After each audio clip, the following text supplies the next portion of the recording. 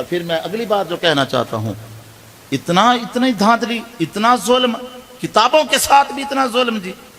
حضرت امام آپ جب نام لیتے ہیں نا، آج ہمارے یہاں کے جو دوست ہیں جو پان اور گٹکے کے جناب منہ بھرے ہوئے ہیں، ان کو بھی تھوڑا سا بیٹھ جائیں، ابو حنیفہ ابو حنیفہ ابو حنیفہ، کوئی کچھ نام لے رہا ہے، کوئی کچھ نام لے رہا ہے، ابھی پتہ بھی ہے ابو حنیفہ ہے کون؟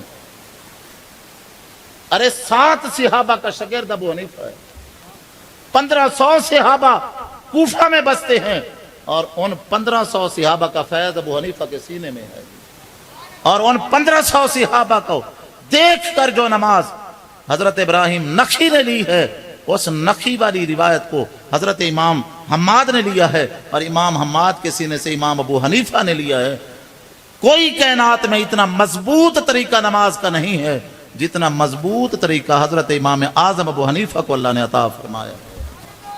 ہمارے دوستوں کو کہا جاتا ہے، یہ جو موجودہ ایک جیل میں حضرت ہیں، میں ان کے بارے میں کہہ رہا ہوں، کہتے ہیں جی کہ آپ تو اتنے اندھے ہو چکے ہو، آپ کی نماز بخاری مسلم میں نہیں ہے، حنفیوں کی نماز بخاری مسلم میں نہیں ہے۔ تو میں پھر عرض کرتا ہوں، آپ جواب دیجئے گا، آج تک تو آپ صرف باتیں سنتے آ رہے ہیں نا، تحقیق کے میدان میں ذرائع پتہ چل جائے آپ کو۔ پہلے نماز میں ہم کہتے ہیں اللہ اکبر، یہی کہا جاتا ہے نا، یہی کہا جاتا ہے، آپ کے ہاں یہی کہا جاتا ہے اللہ اکبر، نماز یہیں سے شروع ہو رہی ہے نا، اللہ اکبر کہتے ہیں۔ میں فقیر آپ کو بالکل انعام بھی پیش کروں گا، جو بھی یہاں پر وہ مرزا صاحب کے جتنے بھی لوگ بیٹھے ہیں جی، بالکل آپ کی بارگاہ میں مؤدبانہ عرض ہے، آپ ہم حنفیوں کو کہتے ہیں کہ ہماری نماز نبی کے طریقے کے مطابق نہیں ہے، تو پھر آئیے، آپ کی نماز لکھی ہوئی ہے بخاری میں، آئیے ذرا سامنے آئیے، اللہ اکبر امام کیسے کہتا ہے؟ تھوڑا سا میرے ساتھ بولیے، میں لمبی نہیں کر رہا، 4-5 منٹ میں ختم کروں گا۔ کیا کہتا ہے امام؟ اللہ اکبر، آہستہ یا اونچے؟ امام کیسے کہتا ہے؟ اونچی آواز میں۔ اور آپ کیسے کہتے ہیں؟